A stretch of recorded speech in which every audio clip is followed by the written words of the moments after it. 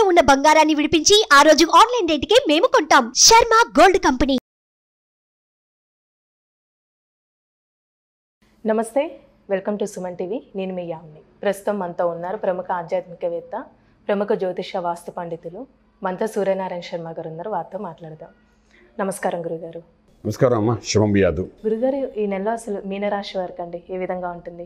ఇక ఫిబ్రవరి 1వ తారీఖు నుండి 15వ తారీఖు మనం తీసుకునేటప్పుడు మీనరాశి వారి విషయం వచ్చినప్పుడు రాశిలో మనకి ఏంటంటే రాహు యొక్క ప్రభావం బాగా కనిపిస్తోంది.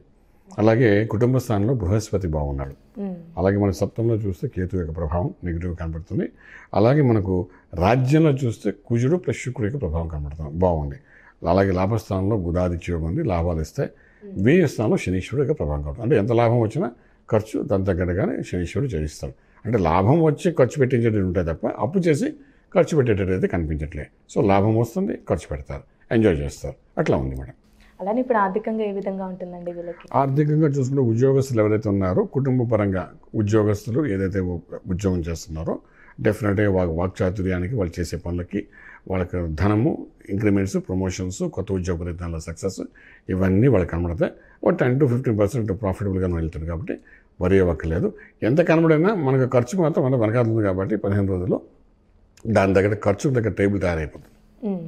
అదే అంటే ఒకవేళ ఒక 10,000 రూపాయలు ఎక్సెస్ ఆఫ్ ఇన్కమ్ వస్తుందంటే ఇక్కడ ఒక 15,000 రూపాయలు మందులకనో పిల్లలకనో ఏదో ఖర్చు అయితే అయిపోతుంది. కానీ ఆర్థిక బలం పెరుగుతుంది కొంత. అలానే ఇప్పుడు వ్యాపారస్తులకండి ఎందులో పెట్టుబడి పెట్టిన వాళ్ళకి అసలు వ్యాపారస్తులు కూడా చాలా బాగుందమ్మా. డెఫినెట్గా వ్యాపారస్తులకి ప్లానింగ్ ప్రాపర్గా చేసుకోగలిగితే ఒక మ్యాజిక్ ప్లానెట్ ఉన్నాడు రాహు అనేవాడు రాశిలో ఉన్నాడు కాబట్టి కొత్త ఆలోచనలు ఇస్తాడు, కొత్త ప్లానింగ్స్ వేస్తాడు.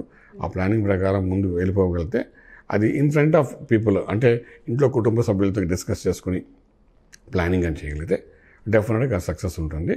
అది కూడా బాగానే వెళ్తుంది. కానీ మనకు వచ్చే ప్రాఫిట్లోని డెఫినెట్గా ఖర్చు అయ్యి మిగిలిన మన చేతిలోకి వస్తుంది. ఫర్ ఎగ్జాంపుల్ 100 రూపాయల ప్రాఫిట్ వచ్చింది, మనకు తెలియకుండానే అందులో కొంత ఖర్చు అయిపోతుంది. మన చేతికి వచ్చే లోపల ఒక 40 రూపాయలు 50 రూపాయలు ఖర్చు అయ్యి మిగిలి మనకు వస్తుంది. ప్రాఫిట్ ఎంత చూపిస్తుందో అంత చేతికి మాత్రం రాదు ఈ 15 రోజులు.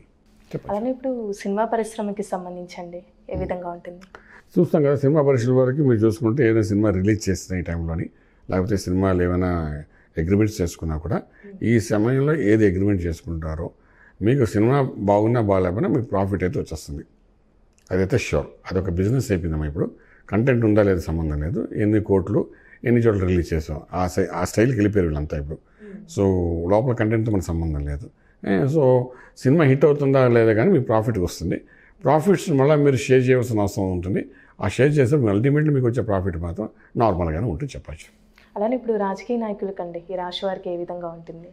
ఈ 15 రోజుల్లో ఊరికనే దాన ధర్మాలు చేయకుండా ఉంటే బాగుంటుంది వాళ్ళకి.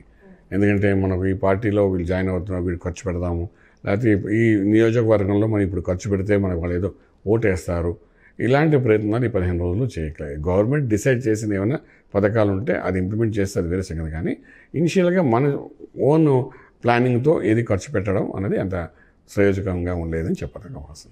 అలానే ఇప్పుడు ఒక ఇల్లు కొనుక్కోవాలి అనుకున్నా కానీ ల్యాండ్కి సంబంధించి అంటే అలా ప్లానింగ్లో ఉన్న వాళ్ళకి రాశి వారికి ఏ విధంగా ఉంటుంది? ఇది బాగుందండి. ఇన్వెస్ట్మెంట్ ప్లాన్ చేసుకోవచ్చు, ఇల్లు కొనవచ్చు, శంకుస్థాపన చేయవచ్చు.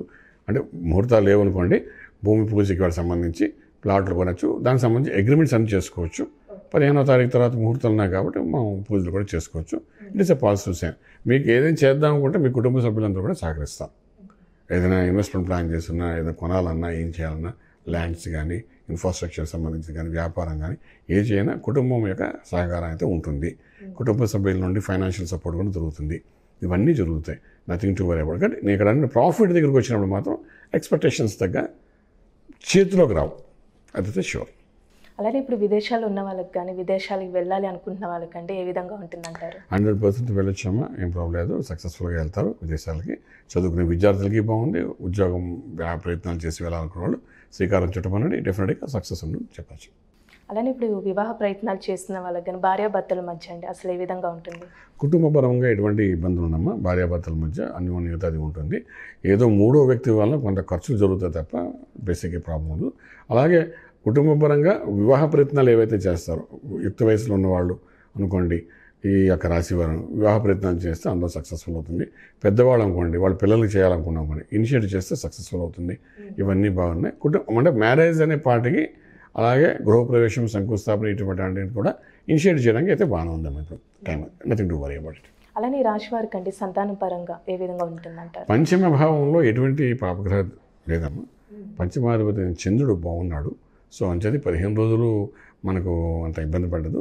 వాళ్ళ సహాయ సహకారం ఎప్పుడూ పిల్లలకి ఉంటుంది. వాళ్ళు కూడా గ్రోత్ కూడా బాగానే ఉంటుంది 15 రోజులు.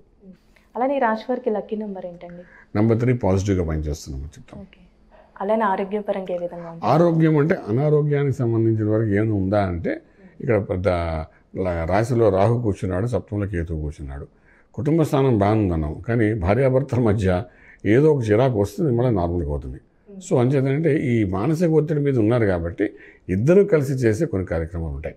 అంటే ఏంటంటే ఇది ఓన్లీ వైఫ్ అండ్ హస్బెండ్ మధ్య జరిగే ఇబ్బందులు కనబడుతున్నాయి కాబట్టి ఇద్దరు కలిసి క్షేత్ర దర్శనం, ఏ క్షేత్రంకైనా దర్శనం చేసుకుని 15 రోజుల్లోనే ఒక రాత్రి అక్కడ పడుకునేట్టుగా కానీ వెళ్ళి వస్తే వాళ్ళిద్దరి మధ్య ఉన్న సమస్యలు కొన్ని పరిష్కార మార్గం కనబడే అవకాశం ఉంటుంది. దానివల్ల డెఫినెట్గా సొల్యూషన్స్ దొరుకుతాయి. ఫర్ ఎగ్జాంపుల్, నాకు తెలియకుండా ఇప్పుడు ఒక భార్యాభర్తలు ఉన్నారు, భర్తకు తెలియకుండా భార్య ఒక 10 లక్షలు అప్పు చేసింది అనుకున్నాం.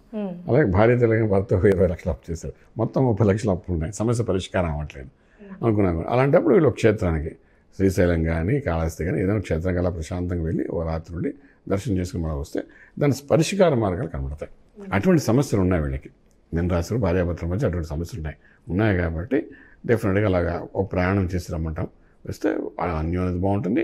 అలాగే ఆ క్షేత్రానికి సంబంధించిన క్షేత్రపాలకుడు కూడా నమస్కారం చేసుకుని అక్కడ క్షేత్రానికి సంబంధించిన మంత్రాన్ని సాధన చేసుకుంటూ వస్తే డెఫినెట్గా మళ్ళీ ఆ సమస్యకి మళ్ళీ మనకు ఫర్దర్ వెళ్ళకుండా సొల్యూషన్ దొరికిపోతుందని చెప్పగలుగుతాం.